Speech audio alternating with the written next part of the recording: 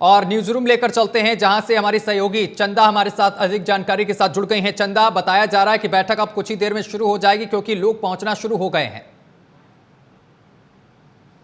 Final दिन कहीं ना कहीं माना जा सकता है। आज 4 बड़ी बैठकें दिल्ली में, और ऐसे में अब कुछ ही देर में सीसीएस की बैठक शुरू होगी, चूंकि गृह मंत्री अमित शाह और रक्षा मंत्री राजनाथ सिंह जो है वो पीएम आवास पहुंच चुके हैं। अब कुछ ही क्षण यानी कि कुछ ही समय दूर है जब सीसीएस की बैठक की शुरुआत होगी।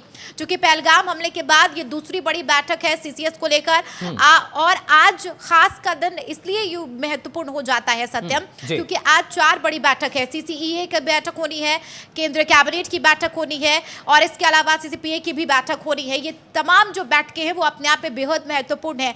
सुरक्षा के लिहाज से अगर सीसीएस की बैठक की बात कर ले तो आज यहां पर महत्वपूर्ण फैसले लिए जा सकते हैं।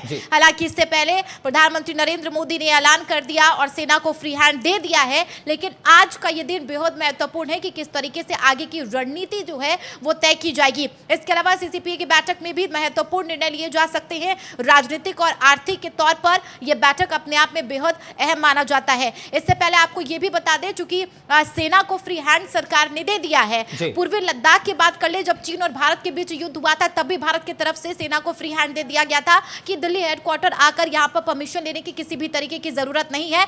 आप खुद ये आश्वस्त हैं, आप खुद फ्री हैं कि कभी भी लक्ष्य और टारगेट तय कर सकते हैं। और वैसी ही स्थिति इस बार पहलगाम आतंकी हमले के बाद भी सत्यम देखने को मिल रही है कि सरकार ने यहां पर खुली छूट दी है। ठीक है चंदा, आप हमारे साथ बने रहिए।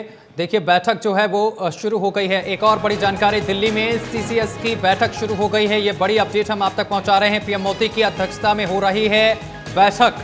पहलगाम आतंकी हमले पर इस बैठक में चर्चा जारी है। बड़ी जानकारी हम आप तक पहुंचा रहे हैं। दिल्ली में सीसीएस की बैठक शुरू हो गई है और ये दूसरी बड़ी बैठक हो रही है सीसीएस की, जो बैठक अब शुरू हो गई है।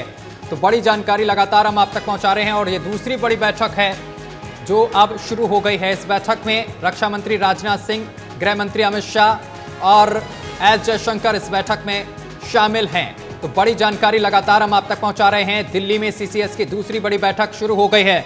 न्यूज रूम का रुख करेंगे, चंदा हमारे साथ लगातार जुड़ी हुई हैं। चंदा, देखिए, बैठक शुरू हो गई है और ये दूसरी बड़ी बैठक है। क्या संकेत इस बैठक के?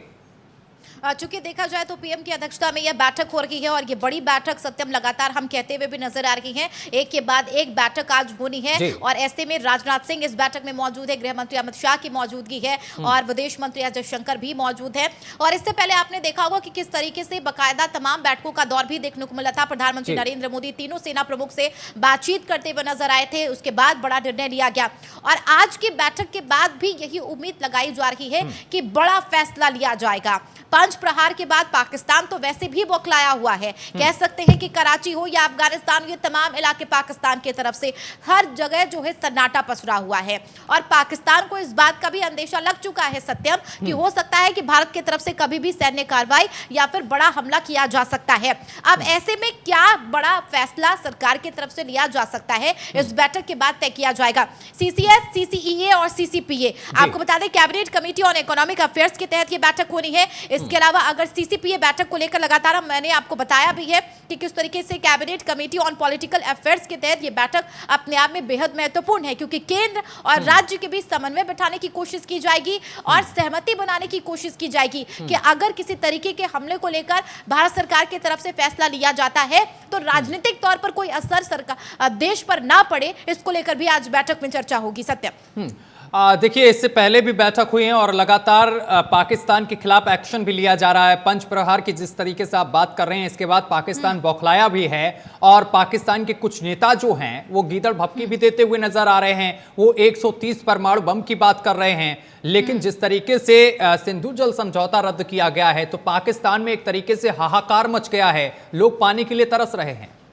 बिल्कुल यही वजह है कि और प्रधानमंत्री नरेंद्र मोदी ने यह बात कहा भी था कि किस तरीके से पहलगाम आतंकी हमला हुआ उसके बाद बूंद बूंद को भी तरस जाएगा पाकिस्तान, जिसके बाद सिंधु जल समझौते पर रोक लगा। और उसके बाद आपने सुना भी होगा कि तमाम रक्षा मंत्री हो या फिर बात कर ले प्रधानमंत्री को लेकर, इसके अलावा पाकिस्तान के रेल मंत्री को लेकर, वहां के राजनेता को लेकर तमाम ऐसे गिदड़ भप के बयान जो दिए गए हैं। लेकिन इससे ये साफ झलकता है सत्यम कि उनकी बौखलाहट है, उनमें डर है और उनमें एक भय भी है कि कब किस तरीके तरीके से भारत जो है वो सैन्य हमला ना कर दे।